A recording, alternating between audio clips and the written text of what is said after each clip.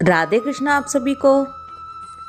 माघ मास महात्म्य के 15वें अध्याय में श्री लोमश ऋषि माघ मास के स्नान का फल सुना रहे थे, जिसे वो पिशाच पिशाचिनी और वेद निधि ब्राह्मण को सुना रहे थे। साथ ही हमने विष्णु भक्त देवद्युति द्वारा भगवान विष्णु की स्तुति सुनी, जिससे भगवान अति प्रसन्न हो गए। अब आगे माघ महात्म्य अध्याय 16।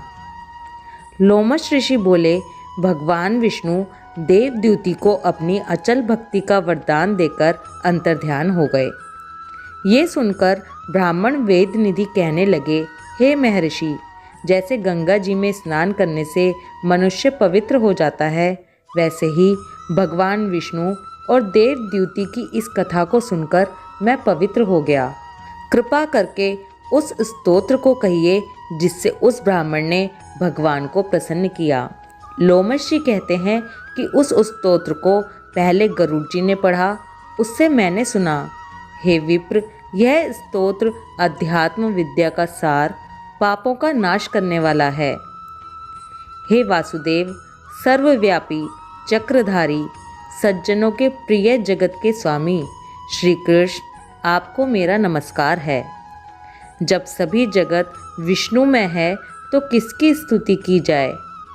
जिस भगवान के श्वास वेद हैं, फिर कौन सी स्तुति उनकी प्रसन्नता के लिए की जा सकती है।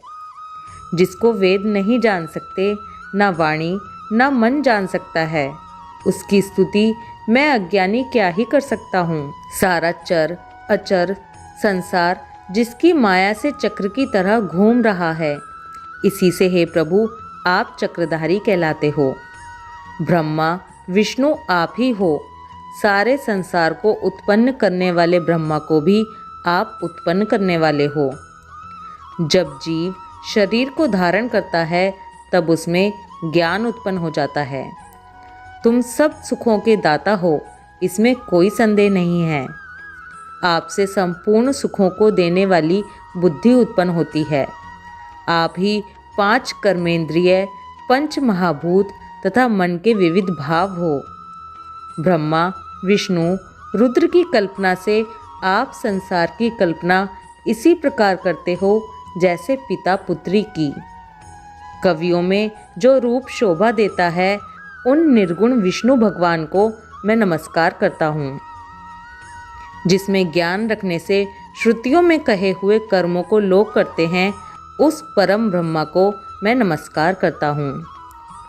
मैं उस सतरूप हरि को, जिसको योगी लोग सब प्राणियों में आत्म रूप में देखते हैं, उपासना करते हैं, जिसको अद्वैत कहते हुए गाते हैं और यज्ञ करते हैं, उस माधव भगवान को मैं नमस्कार करता हूँ। मनुष्य को माया तथा मोह में पैदा हुए विचित्र आभास, अहंकार तथा ममता को जानकर खो देते हैं, उन भगवान को मैं नमस्कार करता हूँ। संसार में मनुष्यों के मोह रूपी वायु से सदा भभकने वाली ज्वाला आपके चरण कमल की छाया पहुँचने से नहीं जलाती। जिसके स्मरण मात्र से मोह, अज्ञान, रोग, दुख दूर हो जाते हैं, उस अनंत रूप को नमस्कार करता हूँ। जिसमें मिल जाने पर और किसी दूसरे की इच्छा नहीं करती, जिसको जानकर अद्वैतवादी आत्मा को देखते हैं। यदि विष्णु शब्द का अर्थ और उसके विषय का ज्ञान एक ही होता, तो इस सत्य से हे माधव, इस संसार की माया में फंसकर तेरे ही ध्यान में रत रहता।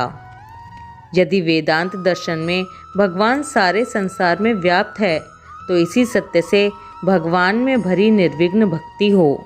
जो बीज नहीं है तो भी बिना बीज के स्वयं विद्यमान है, सो वह विष्णु भगवान रूपी रंग से हमारे बीज के टुकड़े टुकड़े को जो सृष्टि, स्थिति तथा लय के लिए ब्रह्मा विष्णु महेश 3 रूप धारण करते हैं, और कार्य में सत रज और तम इन तीनों गुणों में विद्यमान है, वह भगवान मुझ पर प्रसन्न हो।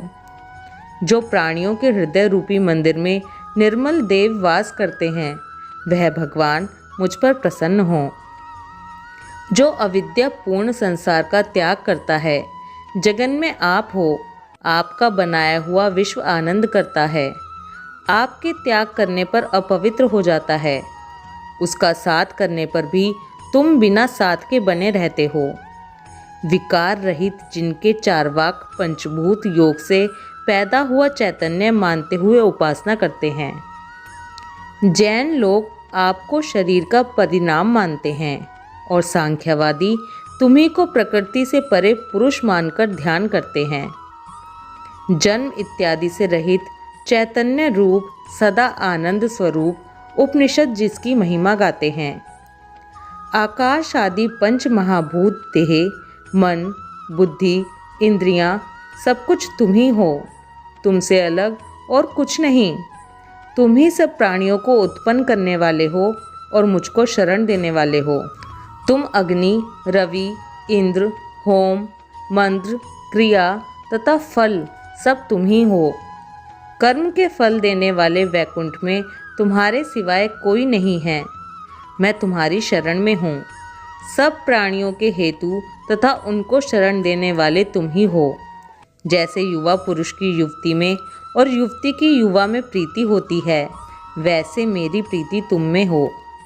जो पापी भी आपको प्रणाम करता है, उसको यमदूत ऐसे नहीं देखते हैं जैसे उल्लू सूर्य को।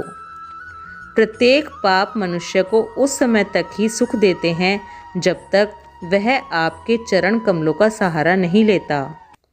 जिसको गुण, जाति तथा धर्म को स्पर्श नहीं कर सकते तथा गतियाँ भी स्पर्श नहीं करती, जो इंद्रियों के वशीभूत नहीं हैं, जिनका बड़े बड़े मुनि लोग साक्षात नहीं कर सकते, उन भगवान को मैं नमस्कार करता हूँ। जितने ज्ञान रूपी सुंदर गुण हैं, जिन्होंने सुख स्वरूप मोक्ष रूपी लक्ष्मी का आलिंगन किया, जिन्होंने आत्म स्वरूप सुख भोगा है और जिन्होंने ध्यान रूप से मृत्यु को वश में कर लिया है, ऐसे मुनियों से सेवित भगवान को नमस्कार है। जो जन्म आदि से अलग हैं, जिनको काम, क्रोध आदि दोष दुख नहीं देते, उन वासुदेव भगवान को मैं नमस्कार करता हूँ। जिनके ज्ञान की गति से अविद्या रूपी मल शुद्ध हो जाता है, जिनके ज्ञान रूपी शस्त्र से संसार रूपी शत्रु का नाश हो जाता है, उन दुखों के नाश करने वाले को मैं नमस्कार करता हूँ। जिस प्रकार सब स्थावर जंगम संसार को उत्पन्न करते हैं, इसी सत्य से भगवान मुझको दर्शन दें। इस प्रकार उसकी सच्ची भक्ति देखकर भगवान ने प्रसन्न होकर उस ब्राह्मण को दर्शन दिए और ब्राह्मण की स्तुति से प्रसन्न होकर तथा उसको वरदान देकर भगवान अंतर्ध्यान हो गए और वह ब्राह्मण कृतकृत्य होकर भगवान में लीन हो गया और शिष्यों के साथ स्तोत्र पढ़ता हुआ तपोवन में रहने लगा। जो कोई इस स्तोत्र को पढ़ता या सुनता है, उसकी बुद्धि पाप में नहीं लगती और ना ही बुरा फल देखता है। इसके कीर्तन से मनुष्यों की बुद्धि, मन तथा इंद्रियां स्वस्थ होती हैं। जो भक्ति पूर्वक इसके अर्थ को विचार कर इसका जप करता है, वह वैष्णव पद को प्राप्त होता है। इसके सदैव पढ़ने से मनवांछित कार्य सिद्ध हो जाते हैं। मनुष्य सुपुत्र पाता है तथा धन, पराक्रम और चिरायु प्राप्त करता है। इसके पाठ से बुद्धि, धन, यश, कीर्ति, ज्ञान तथा धर्म बढ़ते हैं। दुष्ट ग्रहों की शांति होती है। वह व्याधियों व अनिष्टों को दूर करता है, दुर्गति से तारता है। इसके पढ़ने से सिंह, व्याघ्र, चोर, भूत, देव, पिशाच और राक्षस का भय नहीं रहता।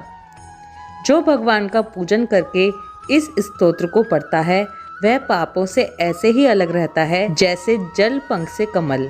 जो इस स्तोत्र को 1 काल, 2 काल या 3 काल पढ़ता है, वह अक्षय फल प्राप्त करता है।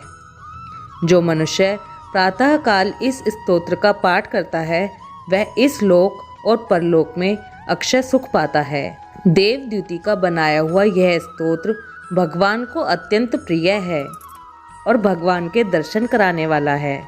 योग सागर नाम का यह स्तोत्र परम पवित्र है। जो कोई भक्ति पूर्वक इसको पढ़ता है वह विष्णु लोक को जाता है।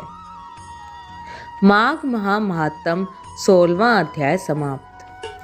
ओम नमो भगवते वासुदेवाय नमः। राधे कृष्णा।